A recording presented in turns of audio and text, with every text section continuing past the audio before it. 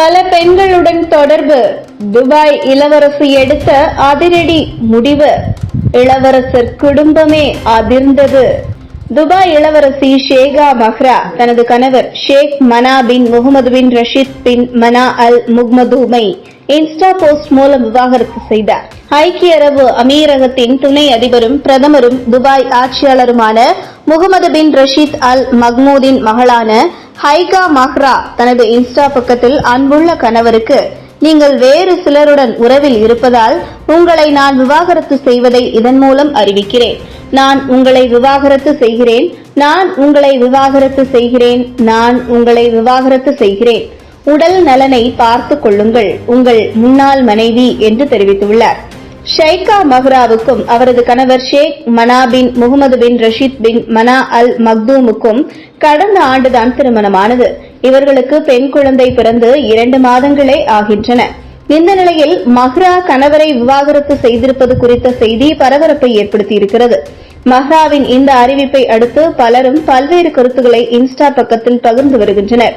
இந்த அறிவிப்பை அடுத்து இருவருமே தங்கள் இன்ஸ்டா பக்கத்தில் இதற்கு முன் பகிர்ந்த அனைத்து புகைப்படங்களையும் நீக்கியுள்ளனர். சில வாரங்களுக்கு முன்பு இளவரசி மஹ்ரா இன்ஸ்டாகிராமில் ஒரு ரகசிய பகிர்வை வெளியிட்டிருந்தார். தனது குழந்தையை அரவணைத்தபடி இருக்கும் போட்டோவை பகிர்ந்த அவர் இதன் கீழ் நாங்கள் இருவர் மட்டும் என்று எழுதியிருந்தார். இதன் மூலம் மஹ்ரா தனது கணவரை விவாகரத்து செய்வது என்ற முடிவை ஏற்கனவே எடுத்துள்ளார் என்பதை உணர்த்துவதாக இருந்தது. இங்கிலாந்தில் உள்ள ஒரு பல்கலைக்கழகத்தில் சர்வதேச உறவுகள் குறித்த தலைப்பில் பட்டம் பெற்றுள்ள மஹ்ரா மேலும் முகமது பின் ரஷீத் அரசாங்க நிர்வாகத்தில் கல்லூரி பட்டமும் பெற்றுள்ளார். கமலஹாசன் நடிப்பில் வெளியில் வந்திருக்க படத்தை குறித்து ஒரு குட்டி விமர்சனம் உங்களால் பகிர்ந்து கொள்ள முடியுமா சார்? ஆமாம், அதாவது இது சங்கர் படமும் இல்லை, கமலஹாசன் படமும் இல்லை. அதாவது சேர்க்கை சரியில்லைன்னு இப்படி தான் சார் இருக்கும். சேர்க்கை சரியில்லைன்னு இப்படி தான் இருக்குது. அதாவது கல்குவாரி இதிலெல்லாம் வந்து இது பண்ணுறாங்கன்னா எங்கன்னா குஜராத்தில் பண்ணுறாங்களாம். தமிழ்நாட்டில் மதுரை திருச்சி பக்கத்தில் உள்ள அவ்வளோ மலையும் பேத்தி எடுத்துகிட்டு போயிட்டாங்க. கன்னியாகுமரி மாவட்டத்தில் நிறைய மலையை உடச்சி விட்டாங்க. எல்லாம் அள்ளி கேரளாவை கடத்திக்கிட்டே இருக்காங்க. அப்பா ஒரு பக்கம் அதுக்கு ஆதரவு. அப்புறம் அங்கே எங்கள் இந்த மனோ தங்கராஜன் ஒரு கொழுப்பு திறன ஒருத்தர் அமைச்சராக இருக்கார் பாருங்க, எங்கள் ஊருக்காரர், அவர் ஒரு பக்கம் ஆதரவு. இவங்களுடைய மேற்பார்வையில் எல்லாம் அள்ளிட்டு போயிட்டே இருக்காங்க. கல்குவாரி நடத்துகிறாரு சபாநாயகர், அவர் குடும்பத்தில் உள்ளவங்கெல்லாம். இதில் எவ்வளோ போயிட்டு இருக்குது, மதுரையில் எவ்வளோ போயிட்டு இருக்குது. மணல் செம்மண்ணில் இருந்து ஆரம்பிச்சு, செம்மண்ணில் ஒரு ஊழல், இது பொன்முடி. அடுத்து பார்த்தீங்கன்னா மணல் கொள்ளையிலையும் அந்த மாஃபியாலையும் அவர் தான் இருக்கார்.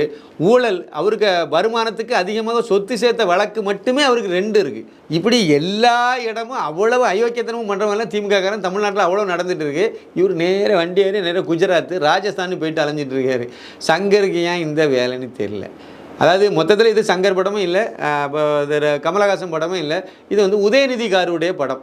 உதயநிதி என்ன அஜெண்டா கொடுத்துருக்காங்களோ அதை அவ்வளோத்தையும் பண்ணி அப்படி முடிச்சு, உங்களுக்கு தேவை பணம் தானே, நான் பணம் தரேன், நீங்கள் வந்து இப்படி பண்ணுங்க, அவ்வளோதான், நான் பண்ணிடுவோம்.